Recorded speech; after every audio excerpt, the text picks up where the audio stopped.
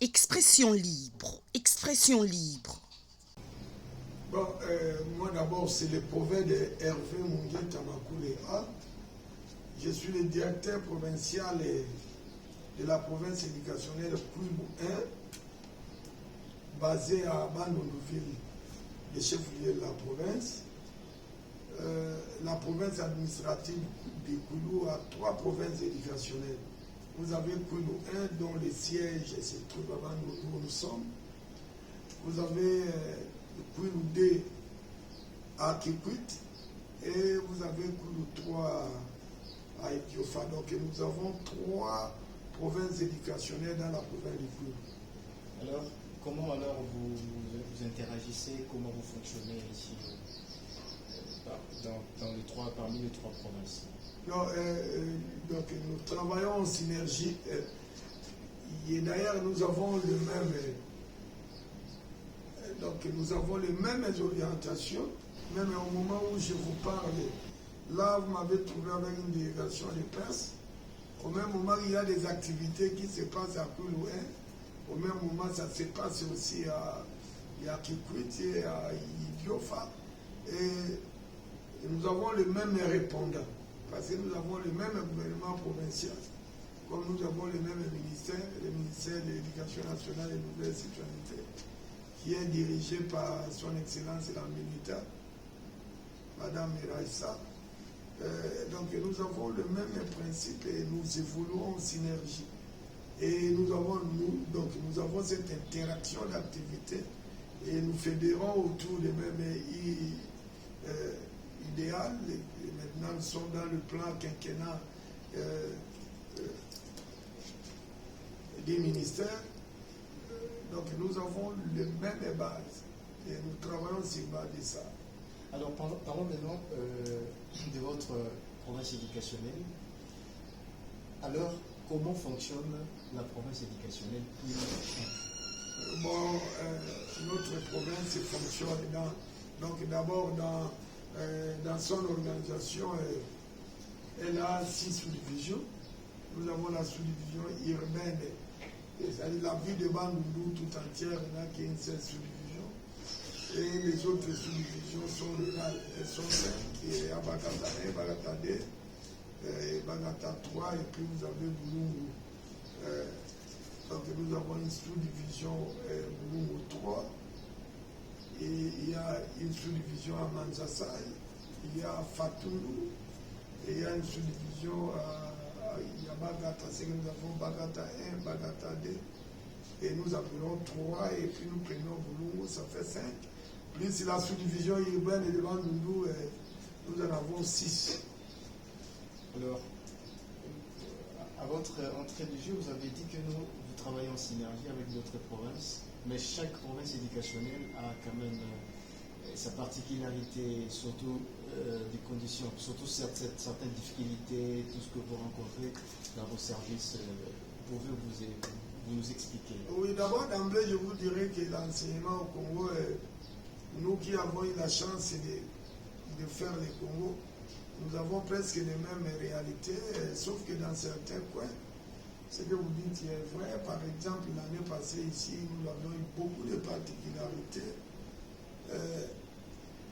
La première qui nous a beaucoup interpellé l'année passée, il y a eu 2 cas.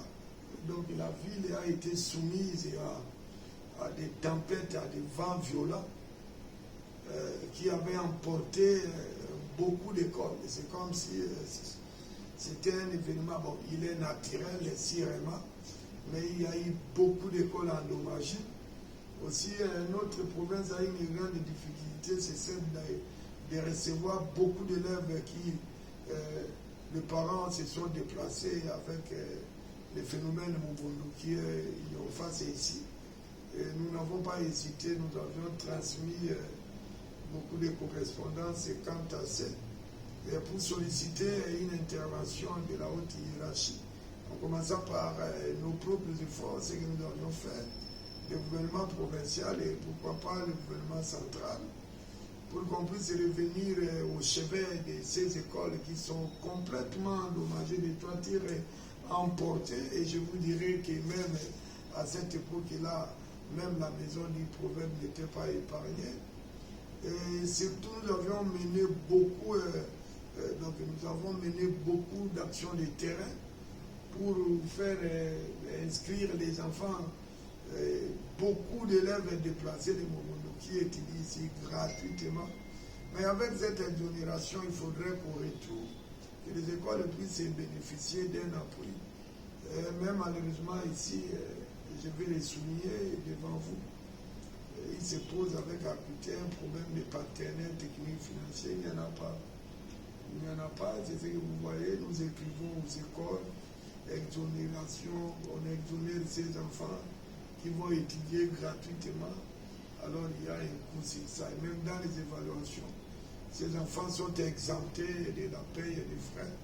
Mais en contrepartie, il aurait fallu aussi l'appui des autorités politico-administratives. Mais nous sommes en train de nous battre. Je pense qu'avec cette occasion,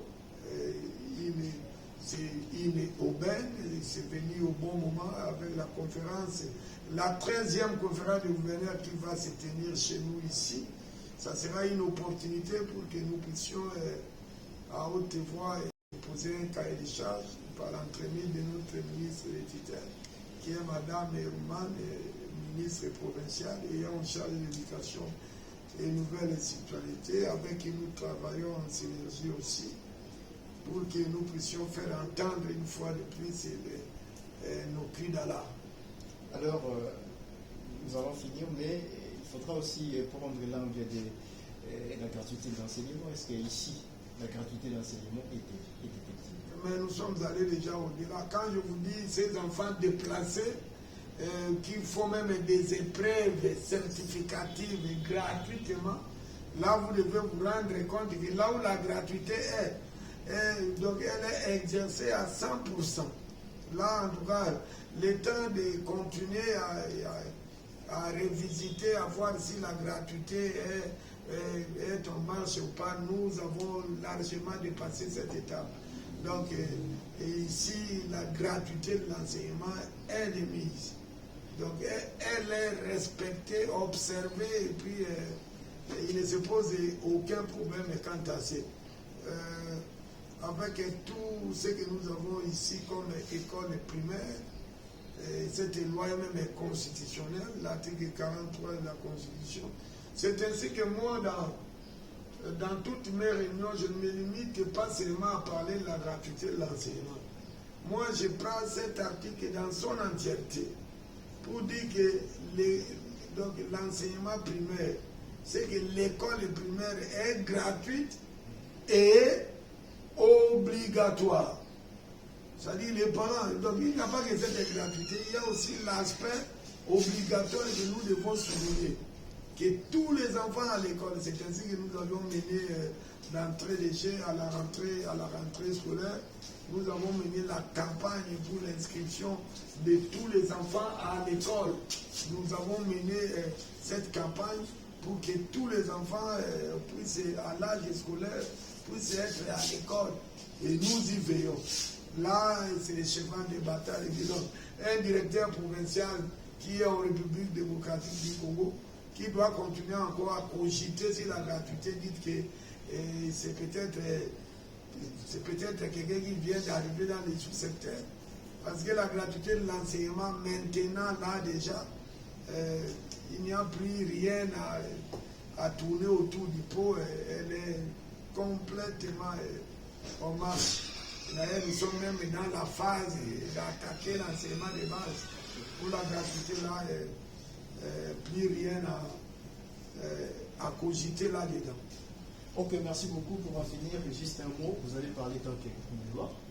L'arrivée du chef, c'est pour bientôt. Un message à la population. Non, donc le message que j'aurais à lancer à la population, pas seulement à la population et même aux autorités politico-administratives de la province, en ce qui concerne le secteur de l'éducation, ils ont la chance d'avoir un directeur provincial qui a déjà participé à a cette séance de conférence et de gouverneurs. Et je vous dirais qu'à ce moment-là, j'étais dans la province éducationnelle Équateur 1. L'avant-dernière, la 11e conférence de gouverneurs s'est tenue dans la ville de Mbandaka, où avec son Excellence, Monsieur le Président de la République, nous avons eu à inaugurer les écoles des peuples autochtones, et une grande école de la ville qui a été réhabilitée. Et nous sommes allés au moins 2 jours avec lui.